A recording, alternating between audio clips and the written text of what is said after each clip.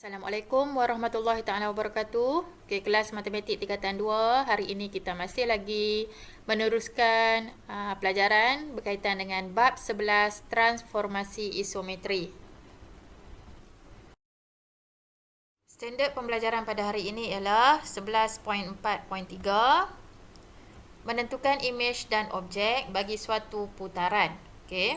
So sama juga dengan translasi dan pantulan. Untuk putaran pun ada kaedah untuk kita menentukan imej dan objek. So untuk tajuk hari ini, kamu buka buku teks muka surat 224. Okey, untuk putaran, bagi menentukan imej atau objek di bawah suatu putaran, kita boleh menggunakan 3 kaedah. Iaitu kaedah yang pertama, kertas surih. Kaedah yang kedua, protraktor. Kaedah yang ketiga, jangka lukis. Okey. Untuk ketiga-tiga kaedah, kamu boleh rujuk contoh 19 buku teks muka surat 225. Okey, untuk kaedah yang pertama iaitu menggunakan kertas surih. Okey, kamu rujuk sendiri dan fahamkan buku teks muka surat 225 untuk kaedah yang pertama. Okey, iaitu menentukan imej bagi suatu putaran dengan menggunakan kertas surih, iaitu buku teks muka surat 225 contoh 19. So untuk kertas surih saya tak terangkan dengan terperinci, kamu baca sendiri dan faham. Okey, kerana apa? Kerana tajuk ni yang paling mudah kita akan guna kaedah nombor 2 dan kaedah nombor 3. Okey. So kaedah nombor 2 iaitu menggunakan protraktor dan juga kaedah nombor 3. Okey, dalam buku teks dia hanya tunjuk 2 kaedah saja. Kaedah pertama kertas surih dan kaedah kedua protraktor. Kaedah nombor 3 dalam buku teks pun tak ada. So untuk kamu saya akan buat satu video khas untuk menunjukkan kaedah 2, okay, iaitu menggunakan protraktor, dan juga kaedah ketiga menggunakan jangka lukis. So selepas kamu menonton video PowerPoint, saya nak kamu tonton lagi satu video untuk saya tunjukkan cara menggunakan kaedah kedua dan kaedah ketiga. Okey. Begitu juga dengan contoh 20. Okey, contoh 20 di buku teks muka surat 20. Muka surat contoh 20 kalau dalam buku teks muka surat 227. Okey, silap lah. Okey, contoh 20 buku teks muka surat 227. Okey, so saya nak kamu lihat dalam buku teks muka surat 227 dan saya akan jelaskan dengan lebih terperinci dalam video yang berasingan. Okey.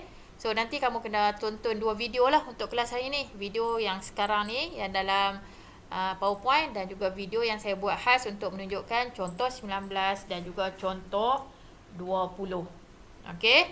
So untuk contoh 19 dan contoh 20, step dia, langkah dia ada dalam buku teks. So kamu baca dan kamu fahamkan dan saya akan tunjuk dalam video untuk bagi kamu lebih faham untuk step yang ada di dalam buku teks. Okey.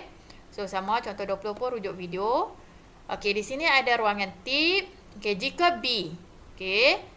Ruangan tip ni dalam buku teks muka surat 227. Okey, di sebelah contoh 20 tu kamu lihat. Okey, di sebelah contoh 20 ada ruangan tip. Okay. Untuk ruangan tip, okey, dekat sini jika B. Okey, iaitu titik B yang ini. So ini segitiga. So setiap bucu ada label dia iaitu A, B dan C. So segitiga A, B, C ni adalah objek ini. Okey. So jika B itu ialah pusat putaran. So kita dah belajar kan ciri-ciri putaran mesti ada pusat kan. So B itu merupakan pusat putaran untuk segitiga ni lah. Okey, segitiga ABC ni. Maka kedudukan imej B, maksudnya imej B tidak akan berubah. So B dan juga B prime tempat yang sama. So bermakna kamu nampak kat sini tak ada B prime. Yang ada ialah A, objek. Imej dia di sini A prime. Manakala C objek, imejnya adalah C prime. B dan B prime adalah titik yang sama, tidak bergerak. Okay, so tip ni pun nanti saya akan tunjuk dalam video untuk kamu lebih faham lah. Okay, so kalau kita ikutkan anak panah, nampak ni anak panah? Okay, anak panah ni pergerakan arah apa ni? Anak panah ni menunjukkan arah lah. Anak panah menunjukkan arah pergerakan. So, anak panah ke sini bermakna pergerakan ikut arah jam. Okey. Okey, kita teruskan lagi sedikit untuk standard pembelajaran yang seterusnya, iaitu 11.4.4, menyelesaikan masalah yang melibatkan putaran. Okey. So, ini tajuk terakhir untuk putaran lah. Okey. So, untuk tajuk ini, kamu rujuk buku teks muka surat 227. Okey. Untuk tajuk ni pun saya akan buat video berasingan ataupun video yang tambahan lah. Video tambahan untuk menjelaskan dengan lebih terperinci berkaitan dengan penyelesaian masalah yang melibatkan putaran. Okey. So, ada sedikit saja nota. Sekiranya objek dan imej suatu putaran diberi. Okay, bermakna dua-dua ada. Objek ada, imej pun ada dalam rajah. Okay, dua-dua diberi. So, kamu boleh tentukan pusat, sudut dan arah putaran dapat ditentukan. So, bermakna ketiga-tiga ciri dalam putaran iaitu pusat putaran, sudut putaran dan arah putaran kita dapat tentukan dengan menggunakan kaedah pembinaan geometri. Okey, so apa dia pembinaan geometri ni? So, bila dia ada perkataan pembinaan geometri, bermakna kita kena guna alat yang betul lah. Iaitu alat yang saya suruh kamu sedialah. Okey, iaitu dua alat yang penting untuk tajuk ni. Protraktor. Okey. Dan satu lagi ialah jangka lukis. So, kamu kena guna alat ni lah untuk jawab soalan yang berkaitan dengan penyelesaian masalah melibatkan putaran. Okey.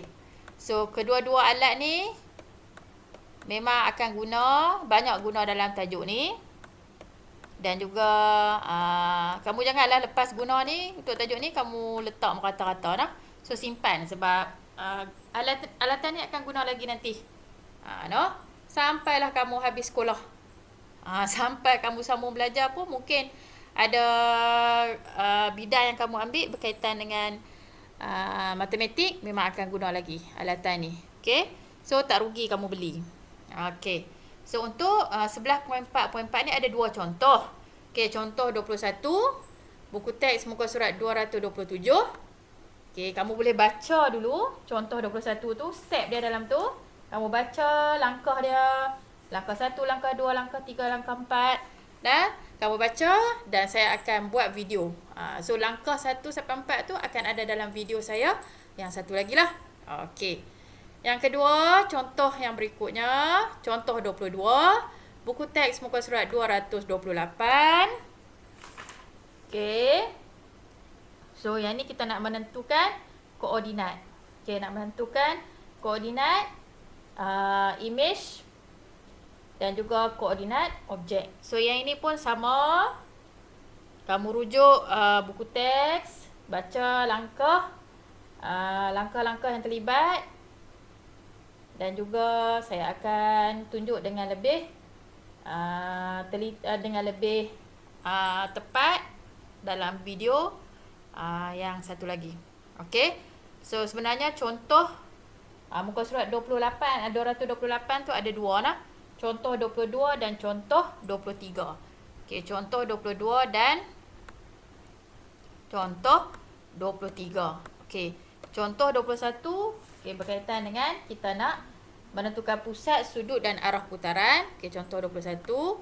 Contoh 22 kita nak menentukan koordinat image.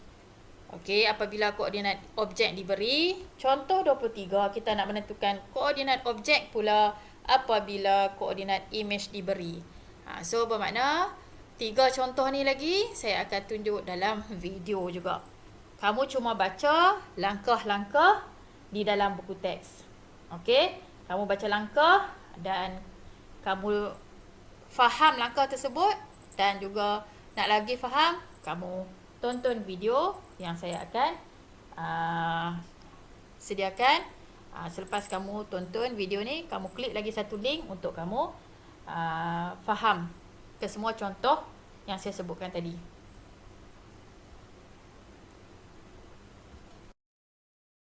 Okey, so untuk hari ini sampai di sini saja video berkaitan dengan putaran.